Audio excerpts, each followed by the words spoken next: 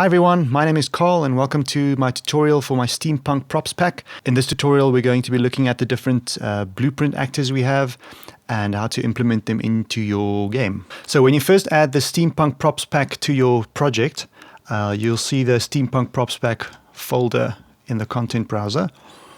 In this we have blueprints folder, examples folder, materials folder, meshes folder, and textures folder. The examples folder has two maps in it, an overview map and a demo map. The overview map has all the different static meshes and blueprints just laid out in a simple map just to give you an idea of what's available. And the demo map is a map that you can actually play in editor or play a standalone game, and it takes you through a little guided tour of the various blueprints and things that are available in this pack. Okay, so let's have a quick look at what's available in the pack. Firstly, you've got your static meshes, you've got the meshes for the splines.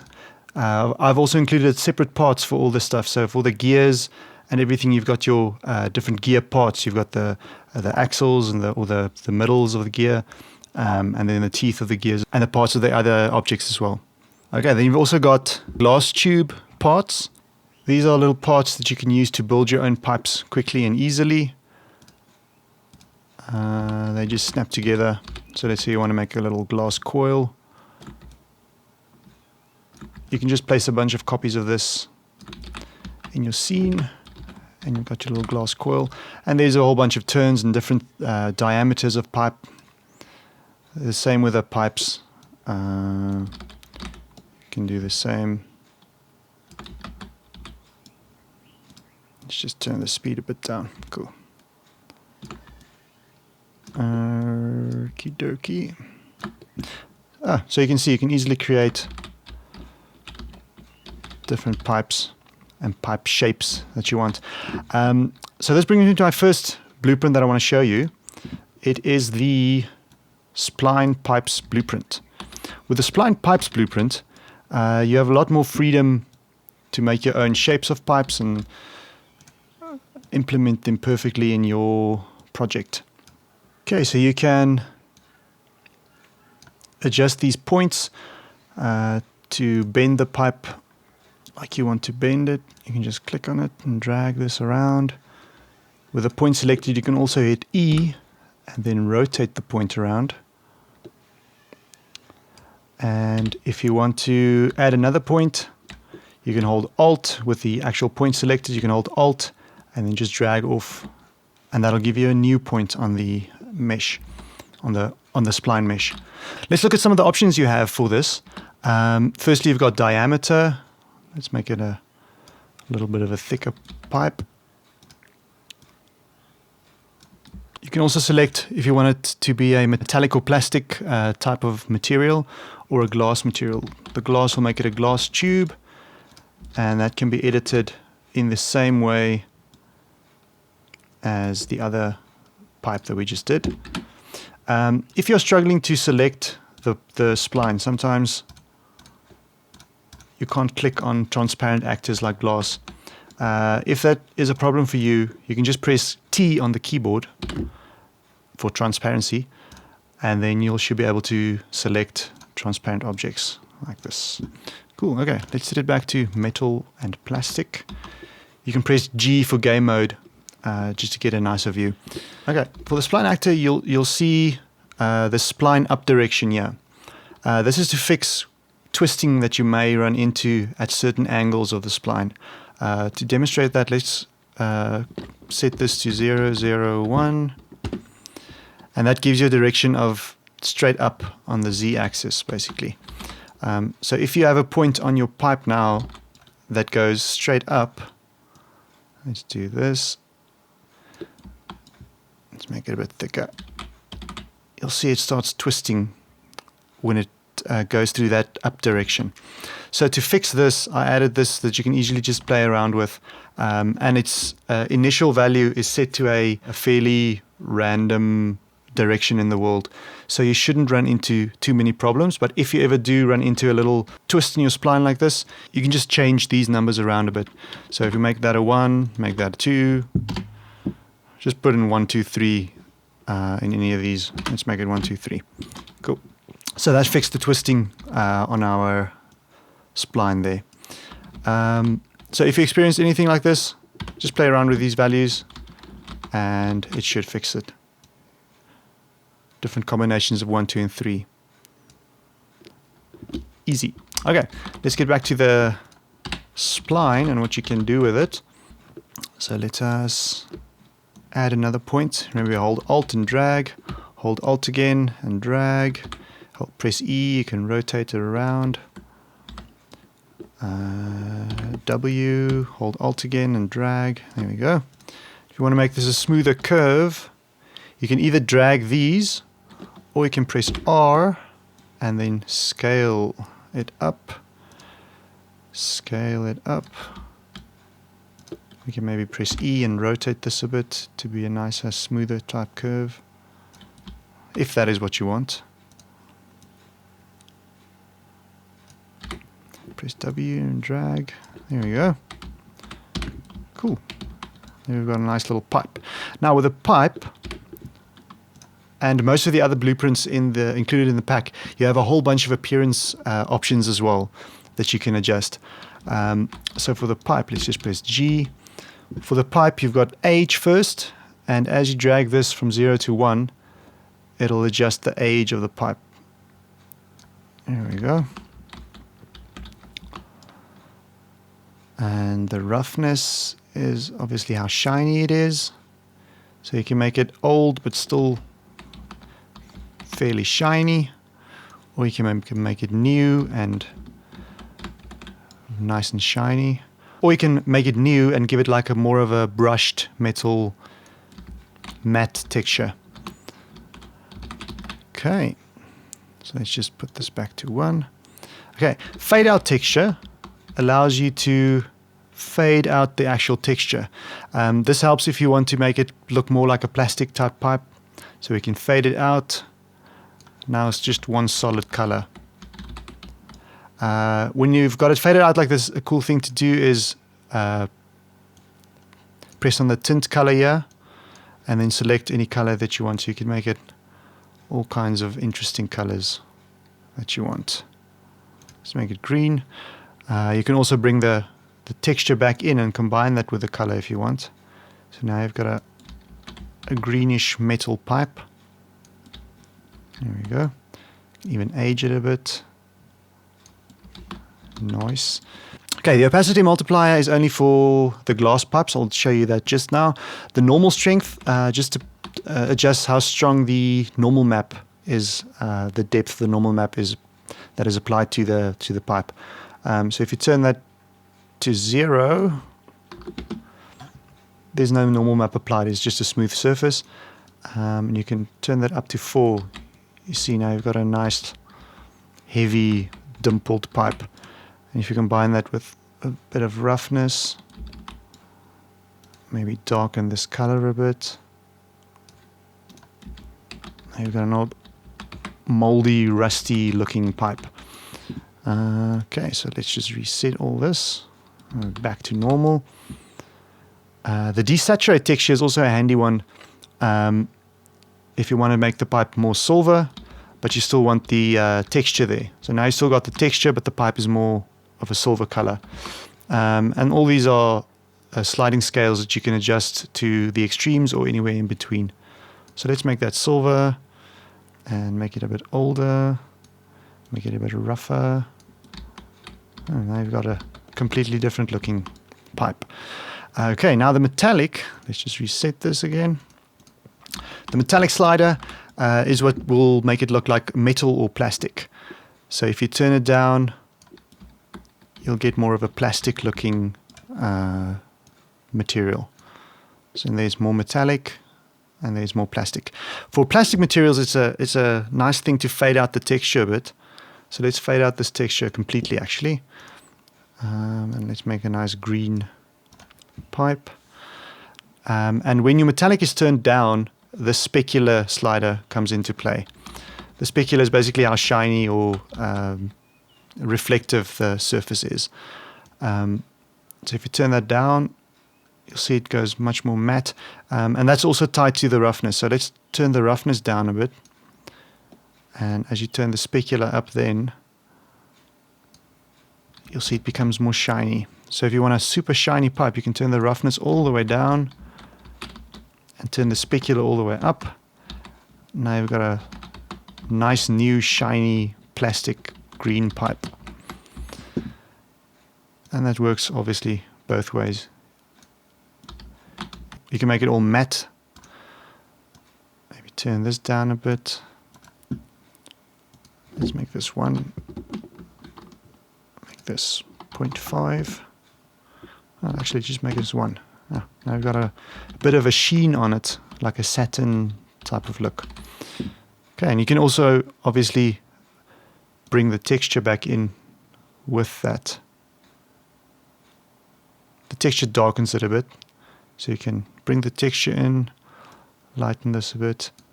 On this fader, it pushes the brightness of the color up to 1 basically, but you can turn this higher than 1 to make it brighter. So let's say we make this 3. Now you've got a much brighter pipe. So you make this 5. It starts getting a interesting effect. So you can play around with all these settings and see what they do. Let's have a quick look at the glass. Okay, I think let's just turn the scalability up to high, and that'll bring in the refractive index of the glass. Okay, so all the same things apply. Let's reset this real quick. You can age the glass, make it a bit dirtier and older. You can also adjust the roughness so that it's not as shiny. Okay, fade out texture is not applied to glass because you can just turn the age down and the glass is perfectly clear. Okay, let's reset that. Normal map strength, same thing as before. It just alters the depth of the normal map on your object.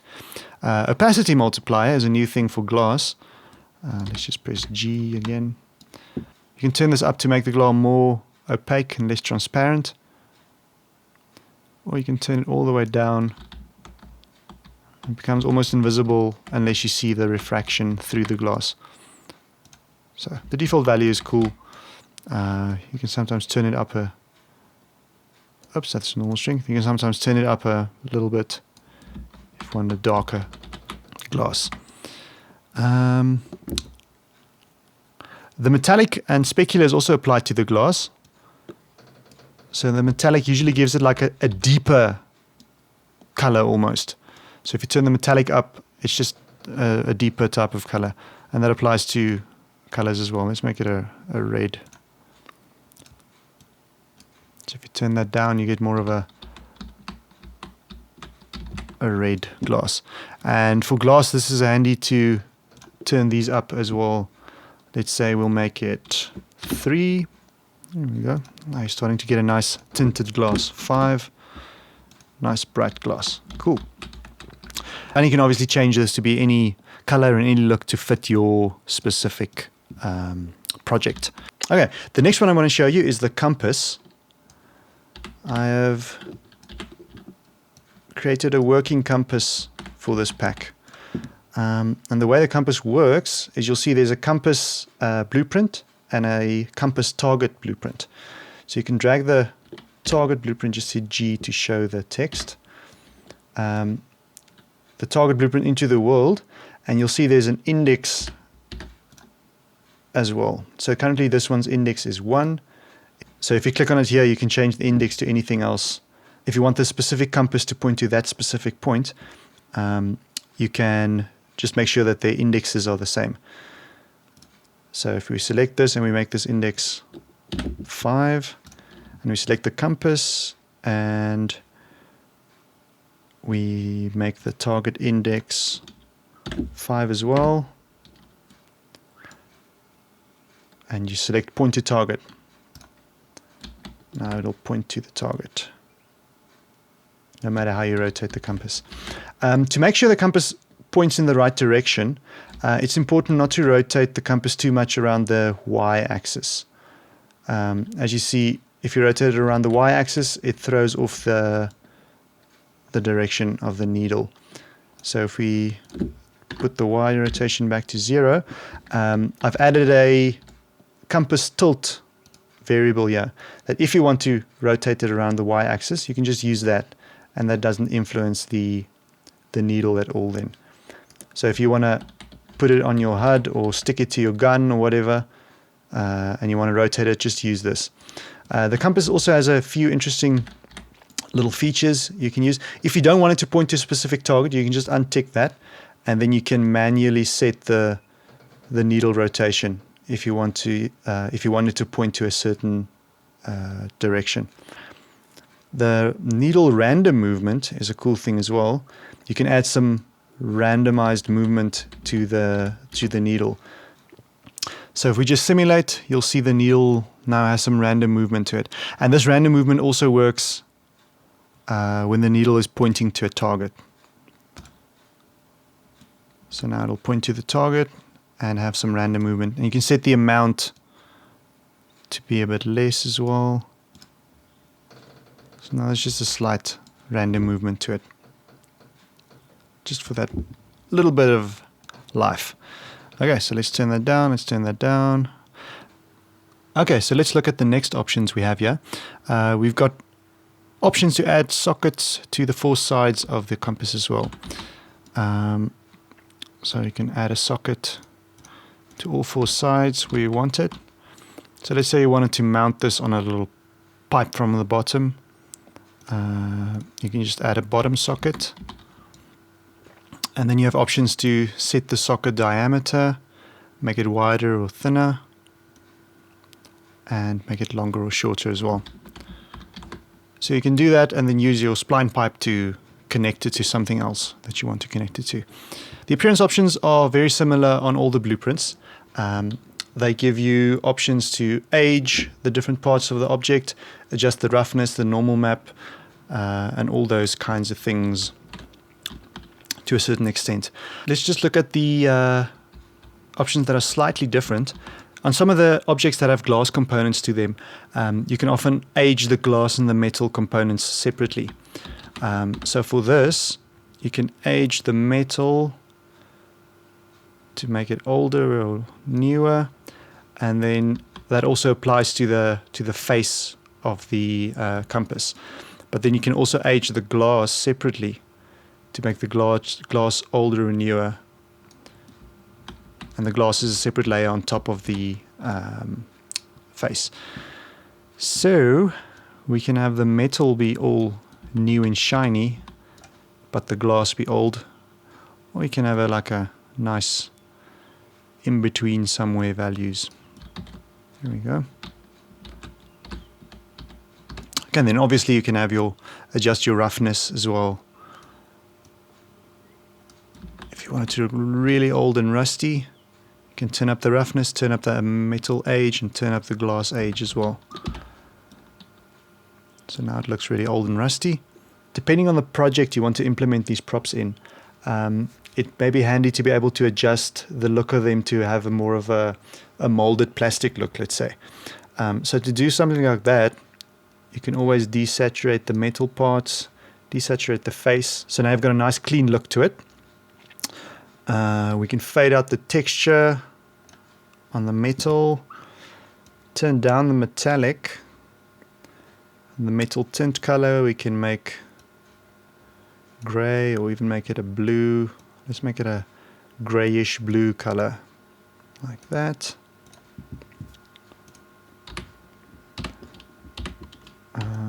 And now you've got a nice flat plastic looking compass almost. You can obviously make it shiny by reducing the roughness and turning up the specular. Now it's a very shiny plastic compass. And you can even make it black to have like a nice black shiny thing. The faces of the compasses and the gauges are contained in a separate texture. I did that specifically so that you can go in and edit these textures. So if you want to make your own specific texture, like for instance for this one, you can adjust the face variation as well. I forgot to show you that. You can adjust the face variation to one of two different ones for this specific one, but you can always customize it and make your own as well. So what you would do is you'd right click on either the new or the old texture. So right click on one of them and go to Asset Actions and then export the texture as a picture, which you can open in any image editing software and add numbers or add custom images or anything, and then just import it back into Unreal Engine to have your own custom faces on the compasses and the gauges. I think that's it for the compass. So let's go back to our blueprints folder and have a quick look at the gauge. The gauge is fairly similar to the compass, except it doesn't point to a certain location, obviously, but you can set the needle rotation from 1 to 0 will give you values from the 0 point to the full point, from empty or full. So you can have this represent any value in your game. Let's say you have a vehicle game and you want to put this on your vehicle, or you have a jetpack and you want to put this gauge on your jetpack to show how much fuel you have left. We can add some custom text even. Let's say, we're just going to say fuel,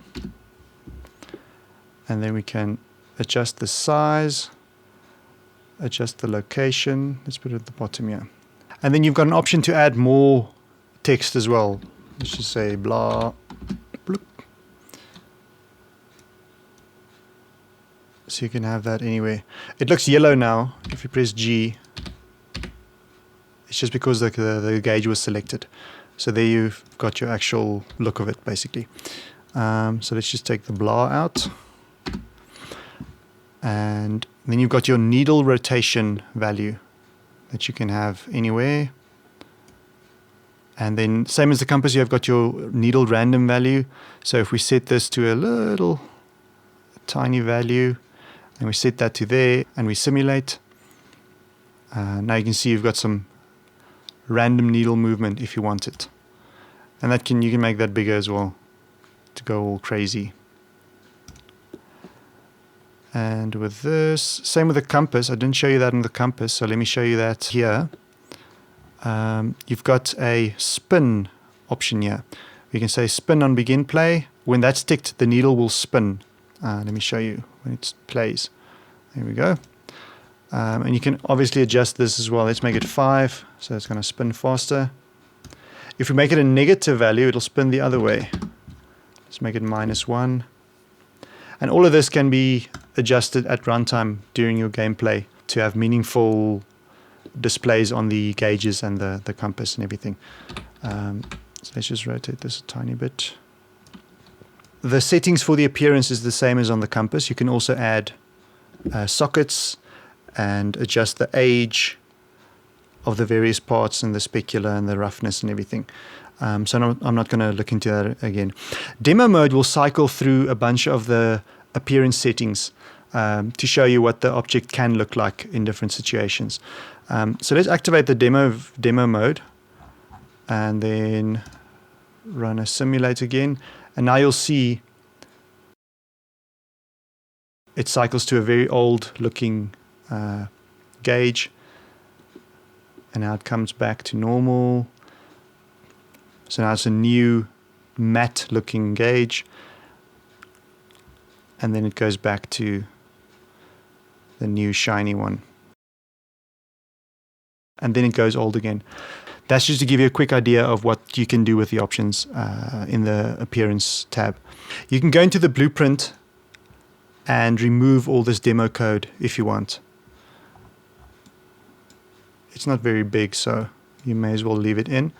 But this is the code for demo mode. So you can just delete that and then delete the demo mode variable as well if you don't want it in your blueprint to tidy things up. Okay, so that's it for the gauge. Let's have a quick look at the vacuum tube. Again, the vacuum tube has the same age and roughness and appearance settings that the other things have, except you've got your tube variations. You've got a choice between 4 different ones. The first one is nothing. You'll see why now. You've got socket variations and shield variations as well. If you add a socket, it adds a little socket to the bottom. and you've got a short one and a high one there. And then shield variations, you've got a little shield like that, and then a different one like that as well. So if you want to put one of these shields and take the vacuum tube out, you can do it like that. So let's put one of these on. Okay, let's have a quick look at the settings. Like I said, the age is the same again. You can age the glass and you can age the metal separately, and obviously the roughness as well. Let's just reset that. You can adjust the refraction on the glass as well, which is a neat little feature. And then we've got a cool feature called glow, and that adjusts the glow of the plates of the vacuum tube. So you can make it brighter or less bright. Let's just press G, there we go. Brighter or less bright. Let's just reset the refractive index.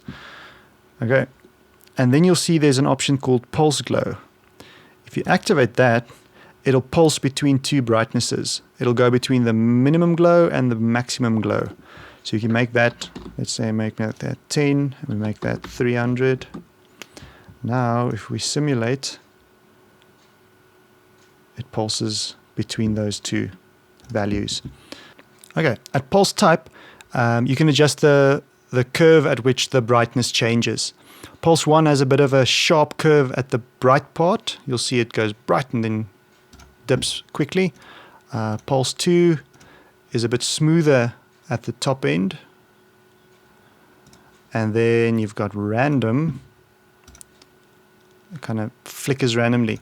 Let me show you this as well. The pulse frequency you can turn up. So let's say you select pulse 1 and you turn the frequency up to 5.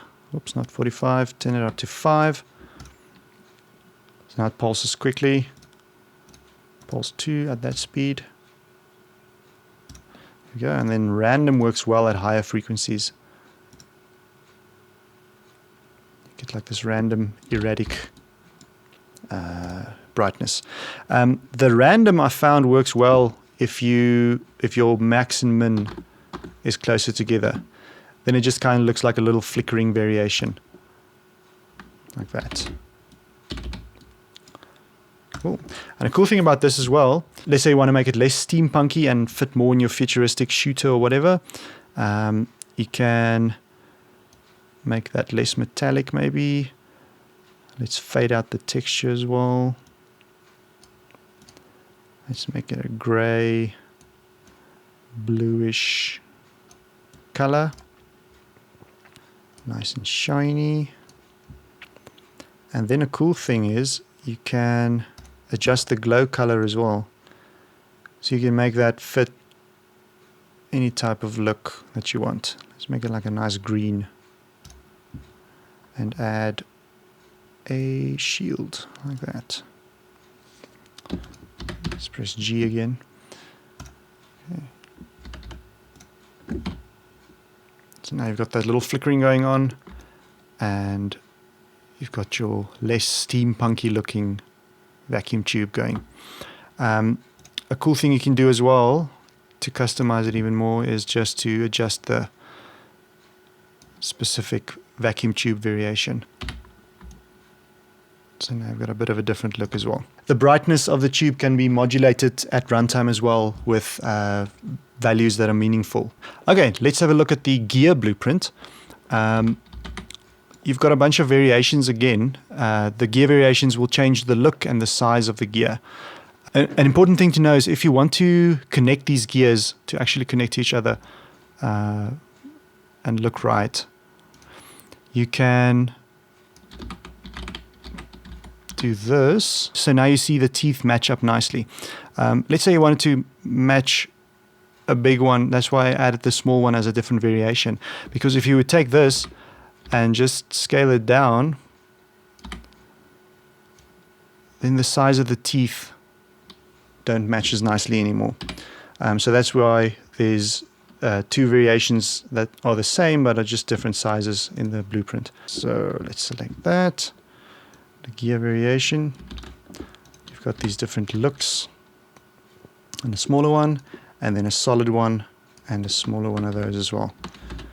Okay, with the gears as well, you can adjust the age of the gear, the roughness of the gear, And all those same things that you can adjust with the other ones if you want a more, say, a new silvery gear.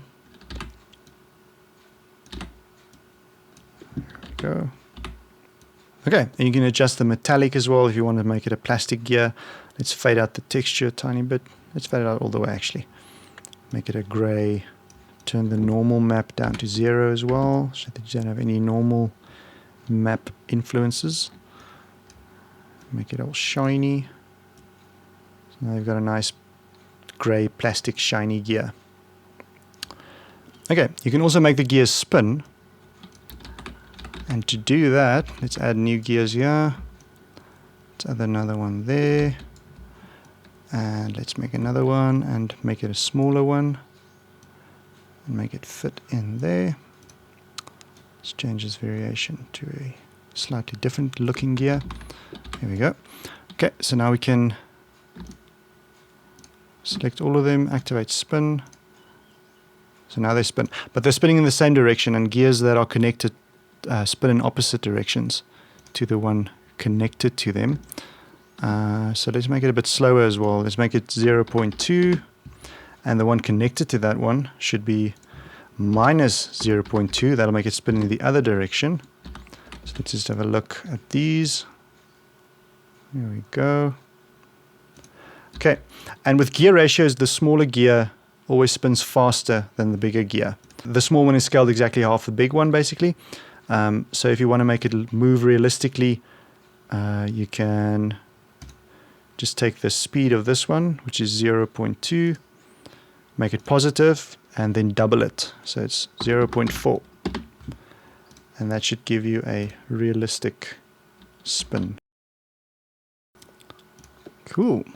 And with these gears, you also have the option to add a pin to the center, and that'll give you a nice connection point if you want to make it look like it's connected to something. Stick it on your gun or your backpack or whatever, and then you also have options to adjust the pin size. Okay, and then lastly, let's have a look at the winder blueprint. The winder is similar to the gear. You can also make it spin, set the direction you want to make it spin, adjust all the age settings and everything.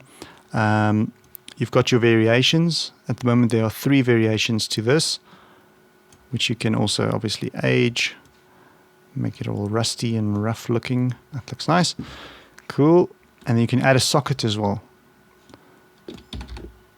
And if you make it spin, the socket won't spin with it. So it spins in its socket. And that can also be modulated during gameplay to go faster or start or stop. All the blueprints that have a spin feature to them, like the winder, the vacuum tube, you can also make spin. The gear you can make spin. The gauge has a needle that spins. All of these, if you open them up and you go to the event graph, you'll see there's a start spin event and a stop spin event. So you can trigger these during gameplay if you want a gear to start spinning. Let's say you add a bunch of gears to the side of your gun, and when it reloads, you can start the spinning, and when it's finished reloading, you can stop the spinning again to have a nice little gear spinning animation on your reload animation, basically. All these can easily be added to the world, like you just saw, or you can attach them to a different actor as a child actor. Okay, so this is our first-person pawn that comes set up like this in the first-person template. You've got the VR gun, which we're not going to use now, and we've got the first-person gun. So, first thing to do is with your first-person gun selected, go to Add Component and type Child, select Child Actor. Let's call this Compass. Let's add a compass to it. Now a Child Actor class over here, you can type Compass again, and then select Blueprint Compass, BP Compass. Then it adds. If your animation is playing, it sometimes makes it a bit difficult to adjust the placement of the child actor. So what I would recommend is just turn off real time while you're doing this. And now you've got that there, and it's attached to your gun. So we can adjust it like this. Let's make it a bit smaller. Let's just make sure that that lock is checked. Uniform scale 0.5. There we go. So I can have it there. Okay, and now you've got your same options that you had in the world. If you click on child actor template, open that up, you've got your general settings where we can adjust the tilt.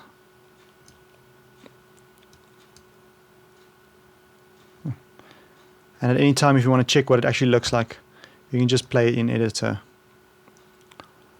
So now you've got your compass on your gun. Here we go. Okay, let's see if we can make the compass fit a bit more with the gun. So what we're going to do with appearance is we're going to fade out the texture completely, turn up the specular, make the roughness about 0.2, no, 0.5, 0.6. That looks fairly close. Okay, and then we can also desaturate that face. Looks a bit yellow.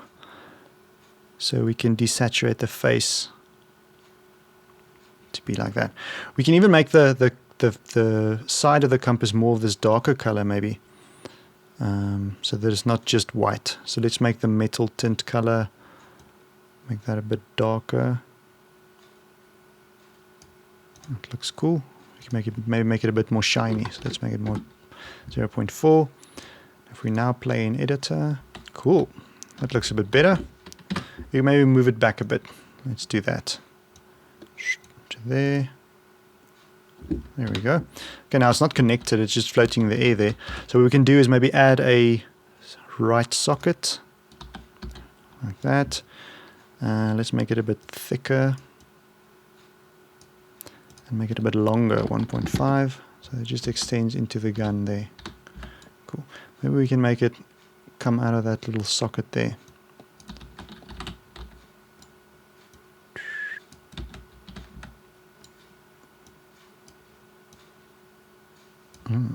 That works.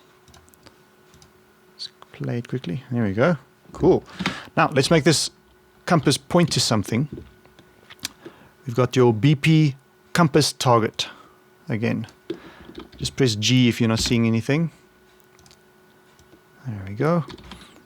Okay, and let's make it point to, let's say we wanted to make it point to this box. We can just put that on the box and make sure, let's just turn the speed up a bit again. Okay, and make sure what the index is. Okay, our index here is, let's make it 1.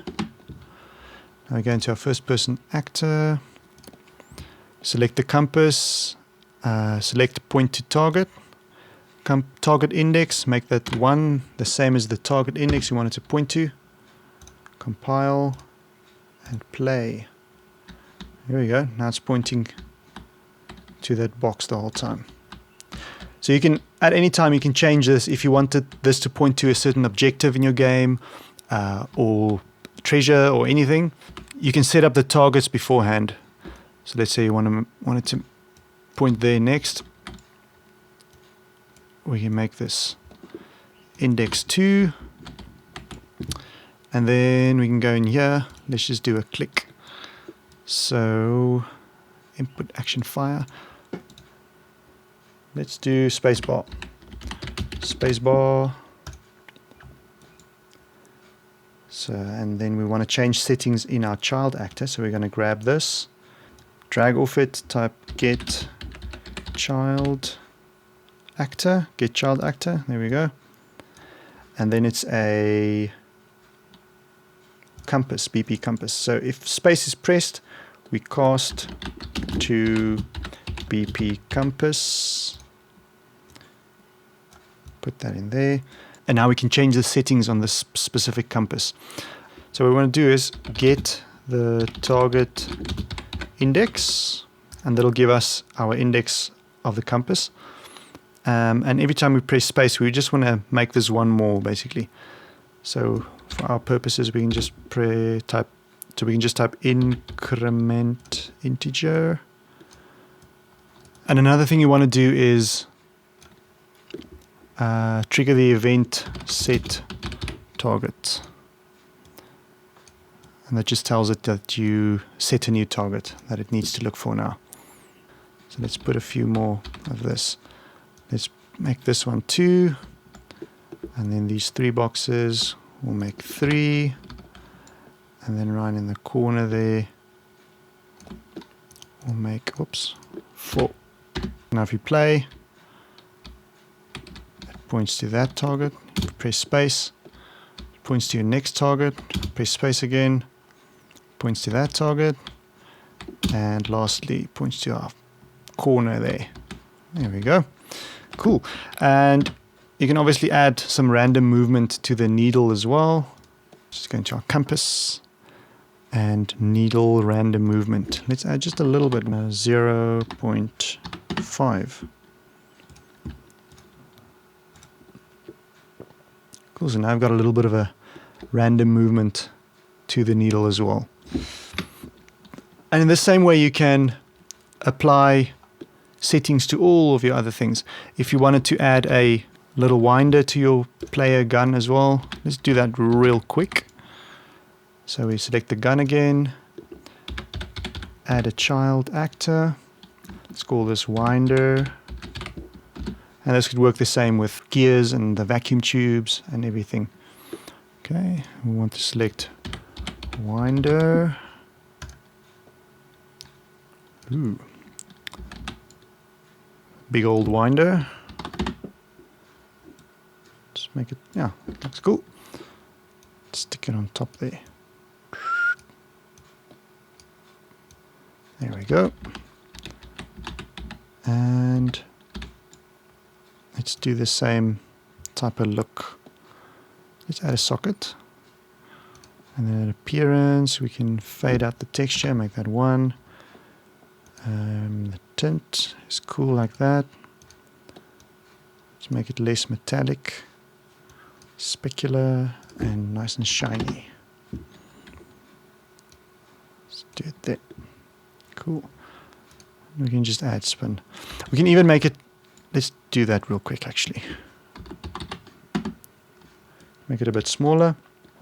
Okay, you can either set it to spin there, and if you play the game now, you'll have a little winder that spins on top.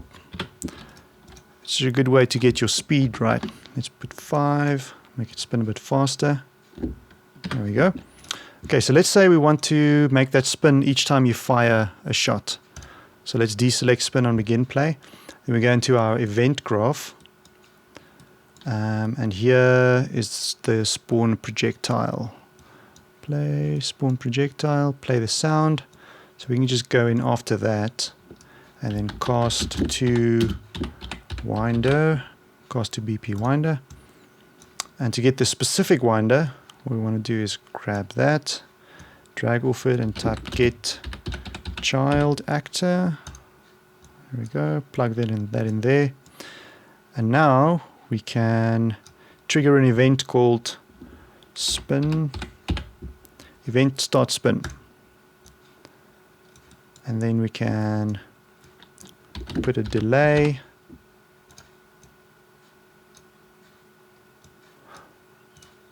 Let's make it 0.5 seconds delay, and then we stop the spin. Stop spin.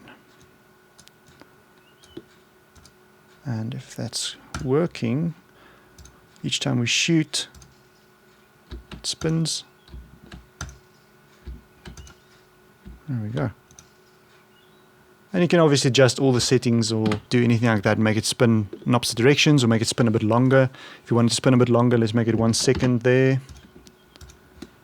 So now you shoot, just, there we go. Got your little wind-up gun going. Cool. And in that way you can adjust all the different settings. Okay, and lastly, let me show you quickly how you can use the gauge. Select our gun, add another child actor. Child actor, let's call that gauge.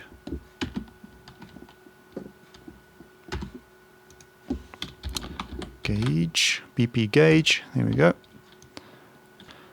Okay, and let's say you've got ammo. Or this is a flamethrower or something that would actually use a gauge For normal gun, it's not the best use, but it'll work for our example. Okay, let's for appearance. Let's make the metallic 0 again. Fade out the texture.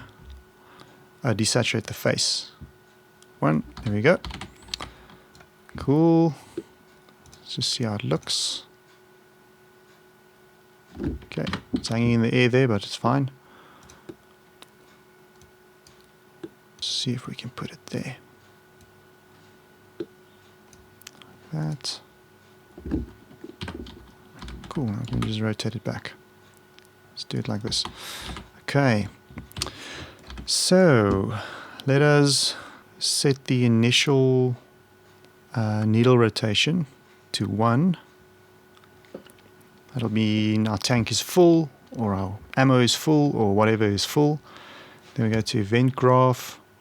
Okay. We don't want it to act on a delay, so we don't want to put it after this delay. So what we can do is put a sequence in here. Sequence. And then off of this, we cast to gauge, BP gauge, and then we get our gauge, get the child actor, and let's get the needle rotation, and that goes from 0 to 1. At the moment it's 1, which means it's full. Let's say you've got 10 ammo, and each time you shoot you want to deduct 1. You can have a variable that goes from 10 to 0. So what you can do then is just map that value, and you get your ammo value, and it goes from 0 to 10, and this value goes from 0 to 1. So we want 0 to 1, and that'll give you, if you've got 9, it'll give you 0.9. If you've got 5, it'll give you 0.5. We don't have an ammo variable set up here now, so we're just not going to use this now. So what we can do then is set the needle rotation, and then each time you shoot, we're just going to deduct 0.1. So we say minus 0.1, set the new rotation, and then we also need to event update gauge.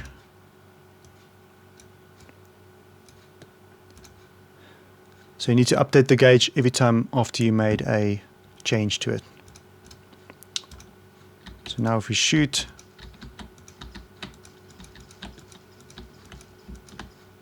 there we go. Now it's empty. And that is just about it I wanted to show you. If you've got any questions, please feel free to contact me on my email address. If you've got any suggestions, please send them my way. And thank you very much for your time, and have an awesome day.